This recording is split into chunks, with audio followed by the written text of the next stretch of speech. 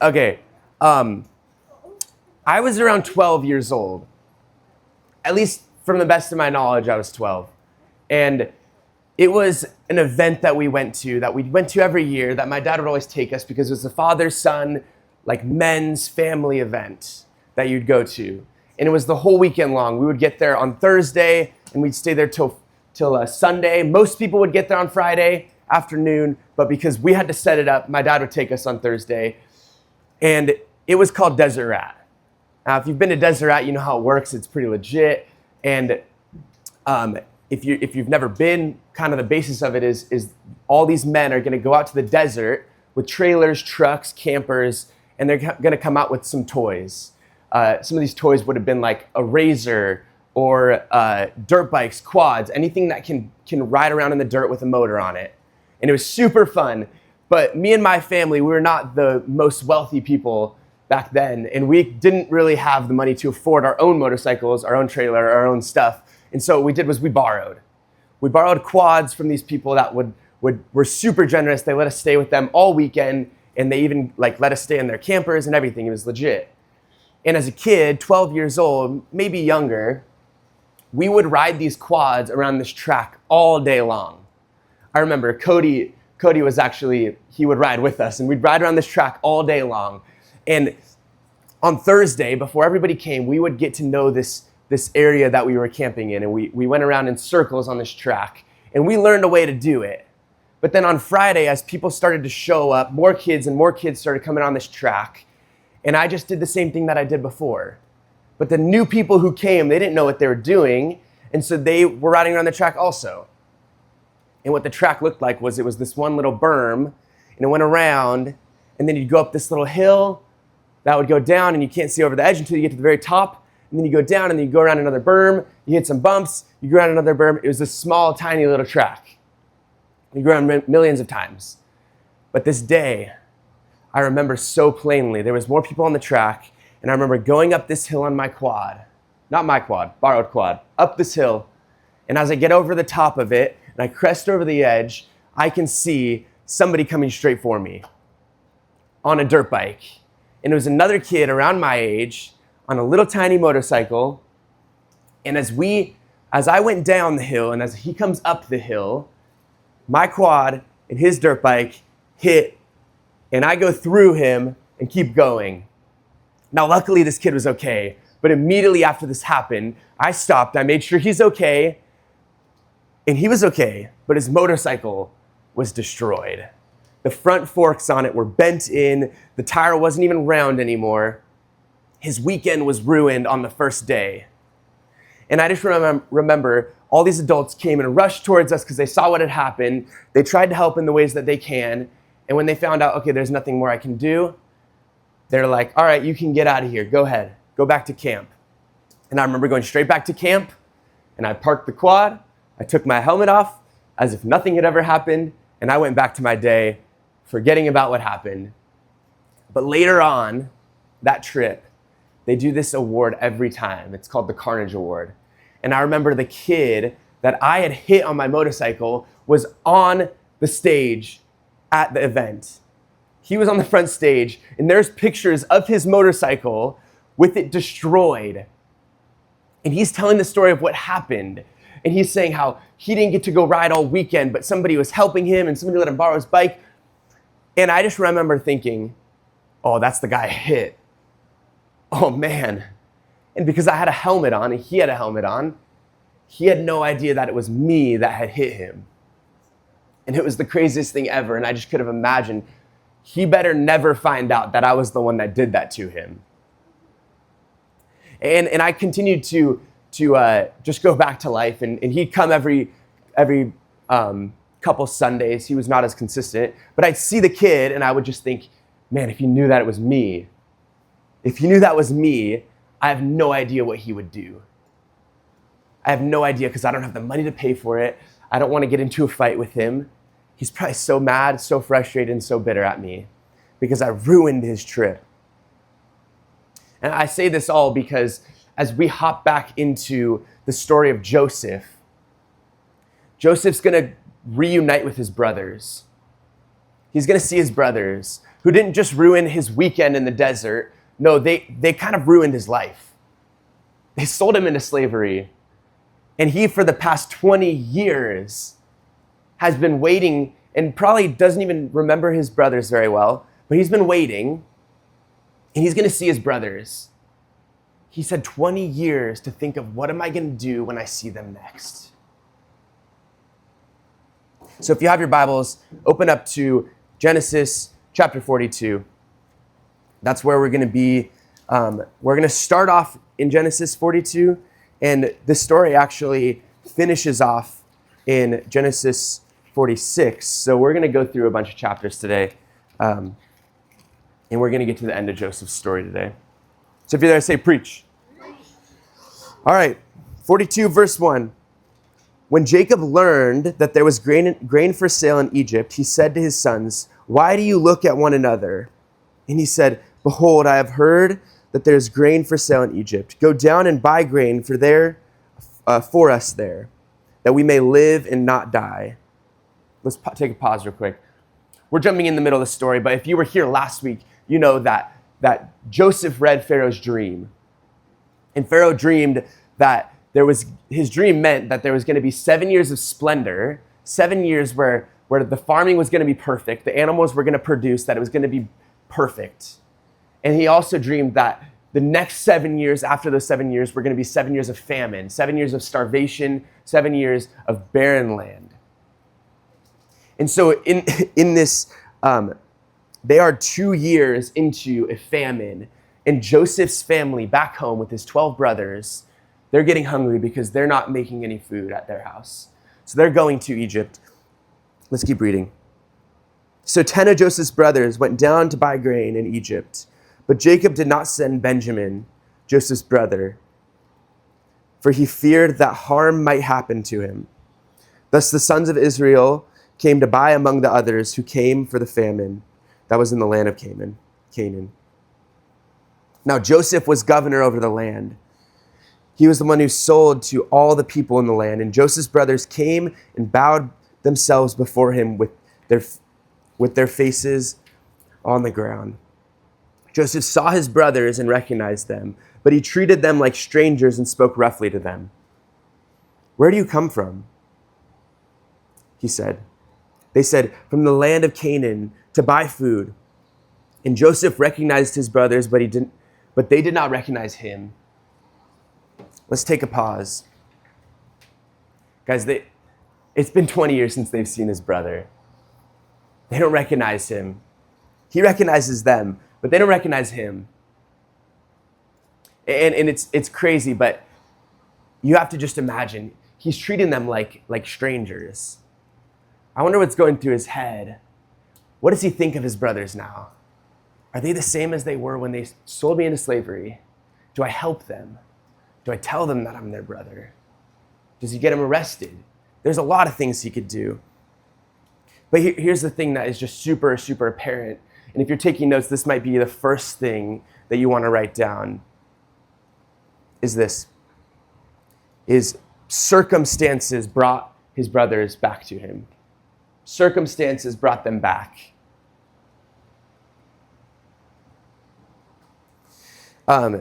Their need for food is what brought them back. They didn't care. They didn't come back for a relationship. They didn't come back because they missed Joseph. They didn't know Joseph was alive. What they needed was food, and they encountered Joseph because of their need. When I was in high school, we would run the FCA club. I don't know if you guys have a Christian club at your school or any sort of thing like that, but we would run it. Me and my friends, we were all high schoolers, seniors, and we would run it. We were in charge of kind of making sure the game went well, making sure that we had a speaker every week, making sure that we had all the things to lead it. And we would go around, and when people would come, we would greet them, and we'd say hi, and we'd announce things, and it was super cool. It was super cool. But what happened every week is we had this one lady who was really awesome. She'd buy pizza for us every week. She'd buy pizza for the club so that whoever's coming to Christian club, they can have pizza, and maybe some people who wouldn't come to FCA club would come because they're like, there's food, and then I stay for gospel, right? Stay for community. What we started to notice, though, was that some of these kids who we didn't really know that well, they'd come, they'd get their pizza, they'd sit down, not talking to anybody, and then they just leave. Sometimes they wouldn't even stay for the message. Sometimes they would feel guilted to stay for the message, but then they leave 10 minutes early. It was just this funny thing that we realized that they were coming for the pizza, not for us. They were coming for the pizza, not for the community. They could care less about Jesus. They just wanted some free food and to dip out of there. And I think that it's funny because I think that this is kind of what Joseph's brothers were doing to him. Now, they didn't know it was him, but they didn't come for him. They came because there was pizza.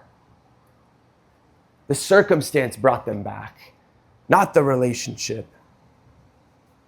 And you know what's kind of funny is hardship is what brought them back to Joseph. This is a little bit of a sidebar, but hardship is what brought them back to what they actually needed. They wanted food, but it wasn't about food that they came back. God was bringing them back through hardship to get something even bigger and something more meaningful that's going to be more a part of their story. But guys, I think it's funny because sometimes we do this with God too, is that we don't go to him until we need him. And this is the reality, is that the circumstance is what brought them back to Joseph, their brother. But let's continue reading for a little bit. It says this in verse 10, or verse 9. And Joseph remembered the dreams that he had. And he said to them, "You are spies. Have you not come to see the nakedness of the land?" They said to him, "No, my lord. Your servants have come to buy food. We're all sons of one man. We're honest men. Your servants have never been spies." He said to them, "No, it's the nakedness of the land that you have come to see." And they said, "We're your servants. We're 12 brothers, the sons of one man in the land of Canaan. And behold, the youngest is this day with our father, and the one is no more." That one is him. That one is Joseph. Guys, there's a lot of this that we're going to go through, but I'm just going to skip the reading for a little bit and just explain kind of what happens. Is Joseph sees his brothers, he hides his face from them. He doesn't tell them it's him. He gives them their food, sends them back to the family. And he sends them back with all their money because he knows if I send them with their money, they're going to fear what I'm going to do to them, so they're going to come back. So they go back to their father, and they come back. And as they leave to go back home, Joseph, I think, is thinking of, okay, how am I going to respond to these people? He said, "Go back, bring your youngest brother with you too when you come back." And it goes back and forth like this for a little bit, that they argue, and he's trying to figure out, hey, have these people changed at all? Have my brothers changed at all? And as we get to the point where he's about to reveal his face, his brothers come back. And here's where we jump back into it. It's in verse 45, or chapter 45. Chapter 45, verse 1. It says this: "Then Joseph could not control himself before all those who stood by him." This is after his brothers had come back. He cried, "Make everybody go from me." So no one stayed with him when Joseph made himself known to his brothers. And he wept aloud. So the Egyptians heard it, and the household of Pharaoh heard it. And Joseph said to his brothers, "I'm Joseph. Is my father still alive?" But his brothers could not answer, for they were dismayed at his presence. Joseph said to his brothers, "Come near to me, please." And they came near, and he said, "I am your brother Joseph, whom you sold into Egypt." You know that guy you were talking about, who's no more? Yeah, I know about that. I know what you did to him, because that was me. You're not innocent. "I'm your brother Joseph, whom you sold to Egypt. And now," get this, "do not be dismayed, distressed, or angry with yourselves, because you sold me here. For God sent me before you to preserve life. For the famine has been in the land these 2 years, and there are yet 5 years in which there will be neither plowing nor harvest, and God sent me before you to preserve for you a remnant on earth, to keep alive for many survivors. Guys, he reveals himself. He says, I'm Joseph, that brother that you killed, that you think you killed, that he's gone. No, I'm here. And I've got power now. I'm different. But guys, something interesting that we need to make sure we see is that he says this, I'm your brother Joseph, whom you sold into Egypt. And he says, don't be distressed or angry with yourselves. He also says, come near to me. Guys, he doesn't respond with revenge, but he responds with grace. He actually wants to restore the relationship that was broken. And so if you're writing notes, here's the second point, is Joseph chose grace instead of revenge. Joseph chose grace instead of revenge. He had 20 years to think of, what am I going to do when they come back? Not only did he have 20 years, but now he has a whole Egyptian army behind him because he has power. What is he going to do? He chose not to fight back, not to get revenge, not to get justice, not to make it fair. No, he gave grace. He gave grace. When Joseph had an opportunity to punish, he didn't. And guys, let's not forget, these are the people that betrayed him. These are the people that left him for dead, the people that wanted nothing to do with Joseph, the people that were jealous of him, the same people that lied to their father for years about what happened to him. These are the same brothers. These are the same brothers. But Joseph decides to feed them, protect them, and restore relationship with them. Guys, what's important to understand is that Joseph forgave them, yes. But I don't think that forgiveness was easy. Because if you read through that past couple chapters, there was a back and forth, but you also saw some emotion come from Joseph, where he was trying to learn his brothers more. He was trying to figure out if I can trust these guys anymore. And in the midst of it, he's turning away to weep because he knows, like, this is hard for me. I want to forgive them, but I don't. And guys, here's what I'm saying is that I don't think that forgiveness was easy. It wasn't. There's no way it could have been. But he still chose to forgive them. He chose to restore them. And he doesn't just immediately trust them. He tests them. He allows them to build more trust. And that's why I'm going to say this, is that forgiving isn't pretending it didn't happen, but it's just allowing bitterness to not take over you.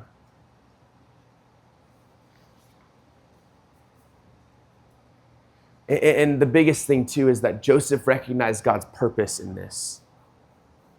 And he made sure that they knew that there was a purpose in this. Because he says it here, he says, God sent me before you to preserve life. God sent me before you. It wasn't you who sold me to slavery, but it was God who allowed it to happen so that I can preserve life, so that I can work for what God is doing. What they meant for evil, God used for good.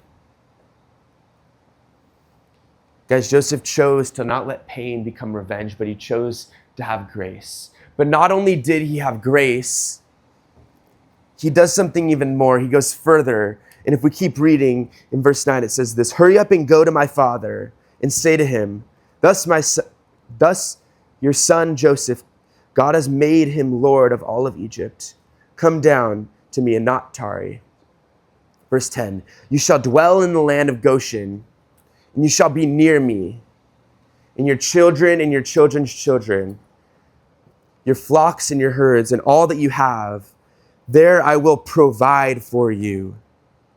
For there are yet 5 more years of famine to come, so that you and your household and all that you have do not come to poverty. Now your eyes see, and your eyes of your brother Benjamin see, that it is my mouth that speaks to you. You must tell my father all of my honor in Egypt, and all that you have seen. Hurry, bring my father down here, Then he fell upon his brother Benjamin's neck and wept. Benjamin wept upon his neck, and he kissed all his brothers and wept upon them after his brothers talked with him. When the report was heard in Pharaoh's house, Joseph's brothers have come, it pleased Pharaoh and his servants. And Pharaoh said to Joseph, say to your brothers, do this, load your beasts and go back to the land of Canaan, and take your father and your household and come to me. He says this, I will give you the best of the land of Egypt, and you shall eat the fat of the land. And you, Joseph, are commanded to say, do this, take the wagons from the land of Egypt, and take your little ones and your wives, and bring your father and come. No concern for your goods, for the best of the land is all yours. Guys, not only did Joseph forgive them, but with the help of Pharaoh, he actually restored them beyond what they deserved. And if you're writing notes, that's the third thing, that Joseph restored them beyond what they deserved. Joseph didn't just forgive them, but he gave them an abundance of what they needed. An abundance. You're going to have the best of the land. You know that place that everybody wants? Carlsbad, the beach, the cliffs over there? You know that big house right there? No, that's your family's. They're staying there. They're staying there. It's like if I were to go back to that guy that I hit on the motorcycle and went back to him and I was like, hey man, I need to confess something. I'm so sorry. Remember Desert Rat when we were like 11, 12 years old and your whole weekend was ruined because somebody on a quad hit you and then they ran and then you had to figure out how to pay for a new bike and then you didn't get to even ride that whole weekend. Remember that guy? Well, that was me. I'm sorry. I'll pay back whatever you need. Do whatever you want to me. I deserve it. I know it. And imagine that his response wasn't, yeah, give me the money. But imagine his response was this. No, you're good, man. I forgive you. It's a long time ago. I forgot it a long time ago. But not only that, what if he went this even further and he's like, hey, that quad you had, was that yours? Like, no, it wasn't. I borrowed it.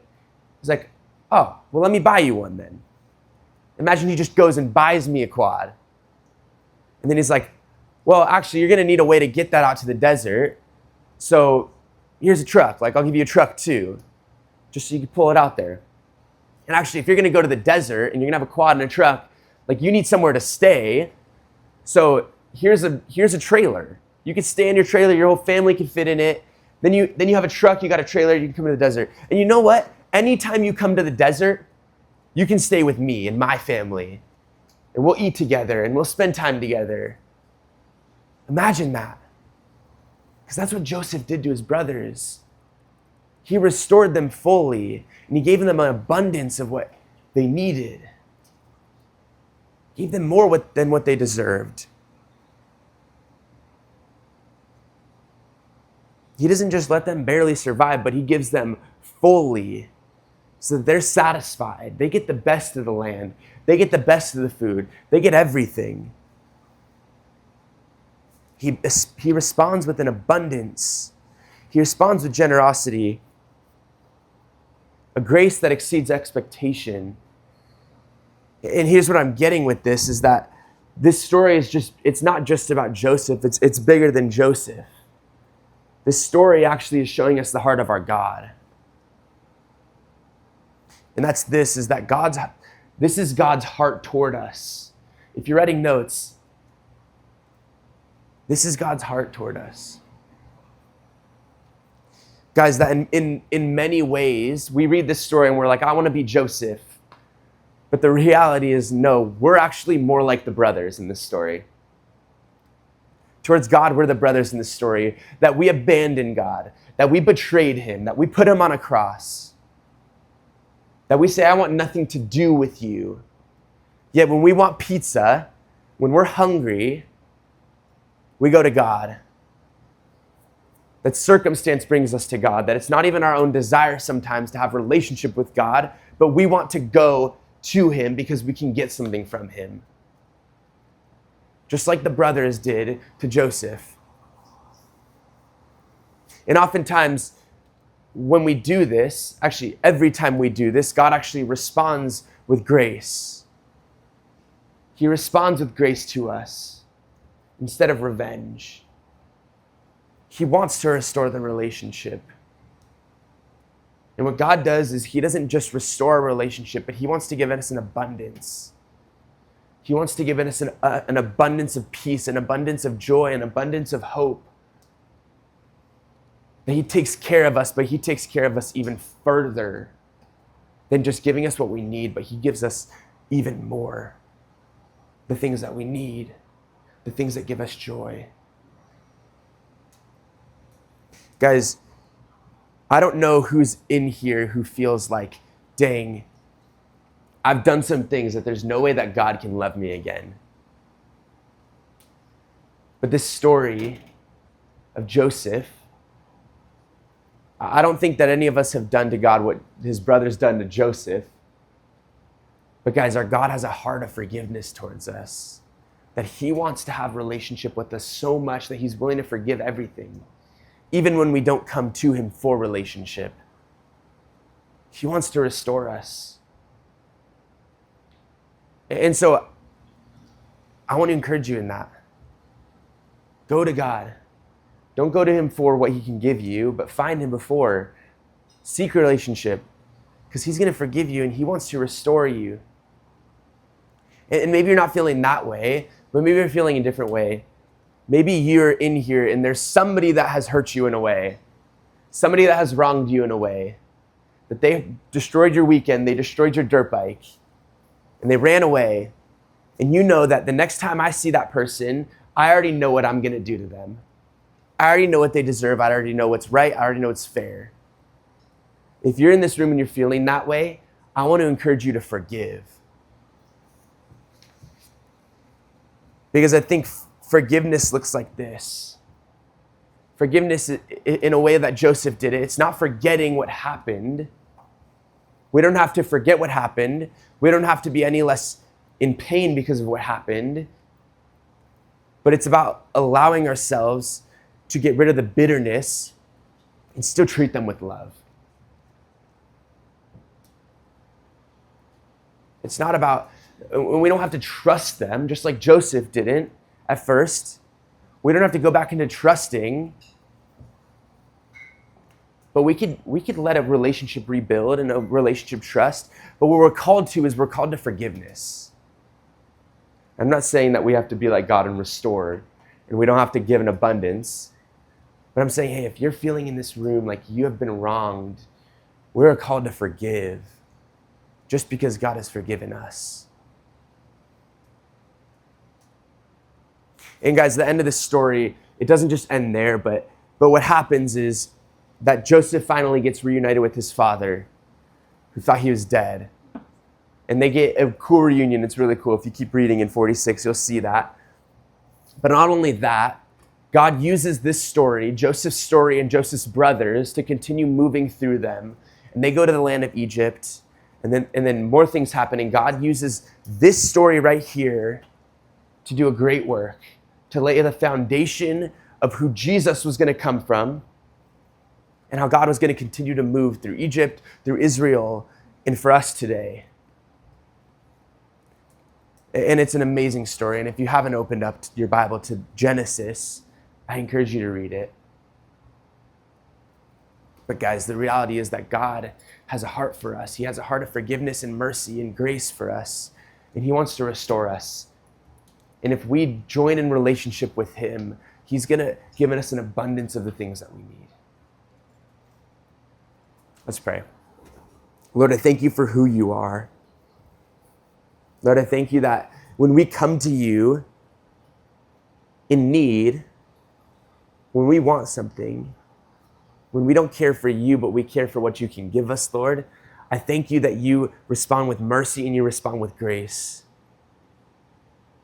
Lord, I thank you that you offer relationship and you offer restoration for us.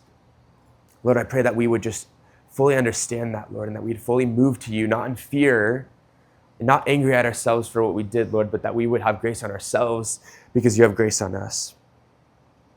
And Lord, would you just continue to give us joy and peace and hope and restore us. But also, would you give us that heart towards others, Lord, who've wronged us, who we want revenge on, Lord.